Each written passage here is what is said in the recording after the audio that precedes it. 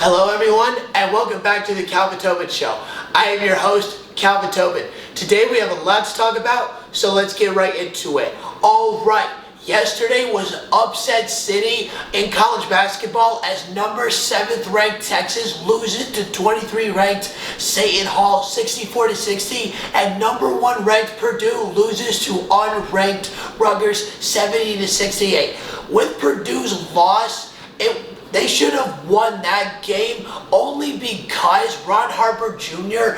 got a lucky shot off from 35 feet and was able to bank it in to win it for the Rutgers. He doesn't make that, Purdue stays undefeated. And throughout this game, but to start off with this game, Trevion Williams was the top scorer for Purdue as he got 21 points on the game, but over half of his points came within the first 2 to 3 minutes of the game as he scored 12 straight points for Purdue as he went pure beast mode just like right off the bat. But also, Purdue had multiple players with 15 plus with Trevion Williams and Jaden Ivey who got 15.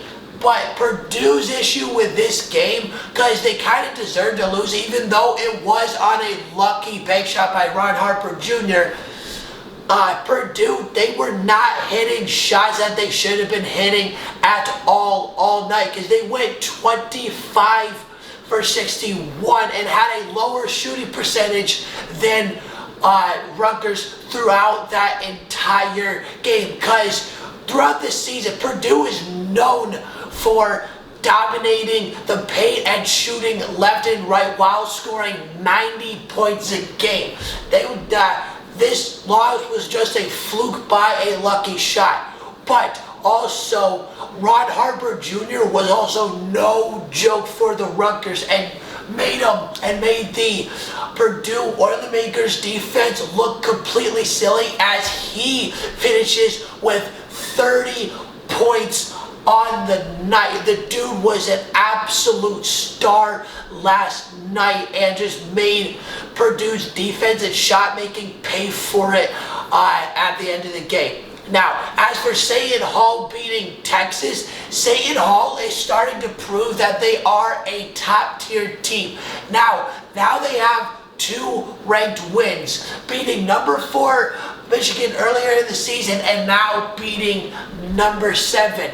The only reason that they're that low was because they lost by 3 points to an unranked Ohio State team, but that was also a fluke game based on the score. Seton Hall is a dominant and great team to watch, and their defense is the reason that this team is so fun to watch because, and for an example, is 4 of the 6 or 7 blocks that Seton Hall got last night all were by Tyrese Samuel, getting 4 of them, and 6 of the 9 players that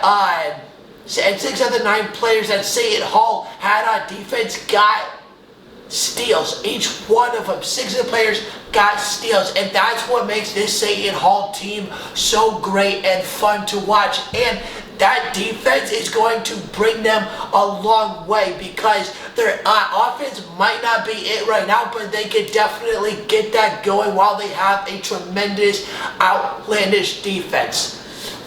Now, history is about to be made. It's only a matter of time, and it's Steph Curry being 10 threes away from breaking Ray Allen's three-point record of 2,973 made threes. In Portland, he went 6 for 17 in threes. Now, based on that shot range, it seemed like that Curry was letting a little too much ego get in the way because all he shot were threes, because I know he wants to break that record because we all want to see him do it, and he's definitely going to do it within the next 2 to 3 games. But it would be even greater if Steph Curry could have one of his best 3-point shooting games of the season, probably of his career, if he goes off for 10 threes against the 76ers.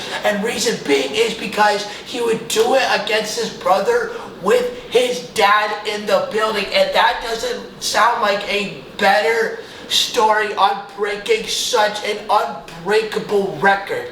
And because Ray Allen was a great shooter back in his day, but it was only a matter of time before Curry broke this, as he was slowly getting closer to this record. And now it's only a matter of time. When is he going to break it? Is he going to break it against Philly? Is he going to break it against Indiana? Or could it go all the way to the New York Knicks on when he breaks it? My prediction is that he is going to break it against Indiana, because with the game against Portland going 6 for 17, it may not seem like a great shooting game, but he did make 6 threes, and it's crazy because over the last 4 games, he is averaging 6 threes a game. That just goes to show you, even though, as we all know, Curry is the greatest shooter ever. And here is my crazy prediction for Curry's career, and I'm going to do a very intense comparison with where Curry is at right now with his 3-point status. It's only a matter of time, like I said, within the next couple of games, is he going to break that. But when his career is all said and done, because he's about to break this record in about half of the games that Ray Allen played, but when Curry's career is all said and done, I do believe that his 3-point made record is going to look very similar to Wayne Gretzky's total points record. It's going to be actually so far out there, even though records are meant to be broken. I do believe that Curry is going to put his 3-point record, like Wayne Gretzky's point record, so far out there, it will actually never be touched. And the only way it will be touched is if somehow, some way, in the future we see a shooter better than Curry from the 3-point line. But that is going to be very hard to top, because Steph Curry just makes everybody look bad when it comes to shooting, and it doesn't even matter, because it's so funny, because when he doesn't try, he still makes it look so easy.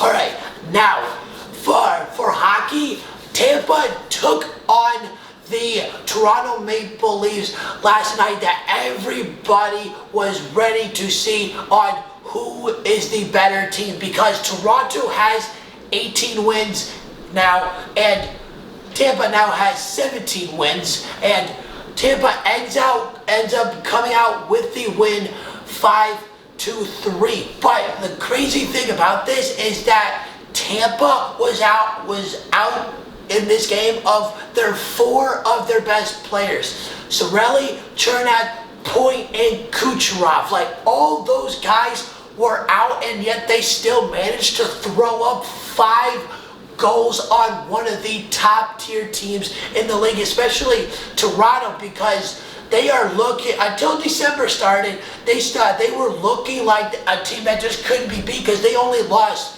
twice in November. They had an amazing month, but since December started, they have gone 2-3, and in this game, Tampa's defense absolutely thrashed around Toronto by throwing up 44 hits on them, and that's what made this game so much different and to Tampa's advantage. And with Tampa, they have been so impressive all year long, and it's not just that they've won 8 out of their last 10 games, it's the fact that they always have the next man up. Now, what do I mean by that?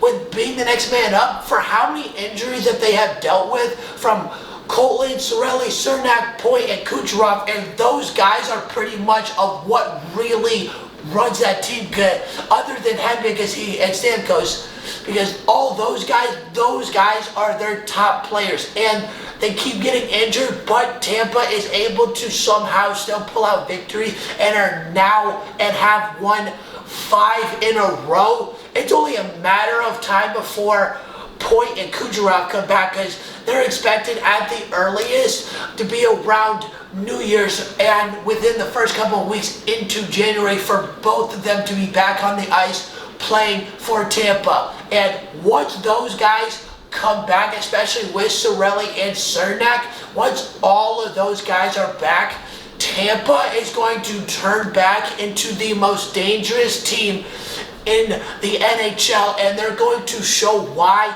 they are the champions. And potentially, because of how dominant they're looking without their players, there's a good chance, even though it's way too early, that they could make a run for a 3rd straight appearance in a Stanley Cup.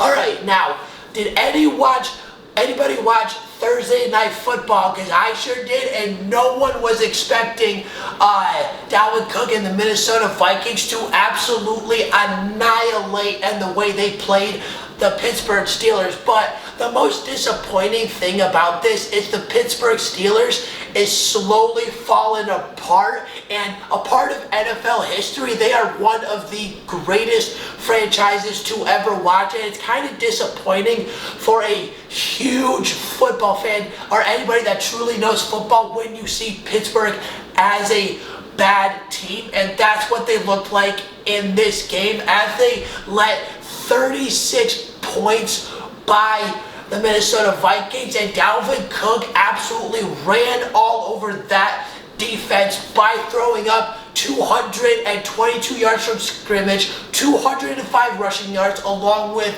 2 touchdowns. He absolutely touched and ran by that defense all game long, and is the first running back to have 200 rushing yards in a game this year. I thought for sure a couple of times it would have been Derrick Henry, and a couple of times it would have been Jonathan Taylor to reach the 200-yard mark first, and they get another 200-yard game on their resume. But nope, now Dalvin Cook finally has his first 200-yard game in his career resume, and Dalvin Cook is just another great running back that can easily torch any defense if you let him, because he is one of the top 5 best running backs in the game today. Now, as for the Steelers, other than them being atrociously bad this season, the most disappointing thing is that they are known for their defense, and to let Minnesota walk all over them like they did last night is not Pittsburgh. That's not Pittsburgh of what we're used to seeing, because of the players that have came in and out of that organization. Even though Big Ben Roethlisberger is in his final season, as he announced it last week that he's going to retire this season in his final 18th season, it's going to be a while before Pittsburgh gets back to where they were, but Mike Tomlin is in control of that, and I have no doubt that Pittsburgh can get back to where they were, because it's not fun watching a historically good team be atrociously bad. And now, very unfortunate news. Wide receiver from the Denver Broncos, Demaryius Thomas, has passed away, and police have said that his death, along with preliminary reports, that his death has related to medical issues, and it's very sad because he had such a great career and is a Super Bowl champion with Peyton Manning back in 2015 when they beat Carolina. Now, my condolences go to Demaryius Thomas. He's such a fantastic receiver, and the only play that I can think of, and I'm pretty sure that the most memorable play that anybody can think of for Demaryius Thomas making, is his first play in a wild card game against the Pittsburgh Steelers, thrown by Tim Tebow on the very first play of the game, goes 80 plus yards for a touchdown, in overtime to win the game, to go on to face the Patriots, which they ended up losing. That's my most memorable play. My condolences go out to Demaryius Thomas. Rest in peace. Alright, that's the end of the Calvin Thomas Show. Please subscribe to my channel so you don't miss out on any sports media. And please follow me on Instagram at Calvin Thomas Show so you don't miss out on any sports news whatsoever. And I'm out.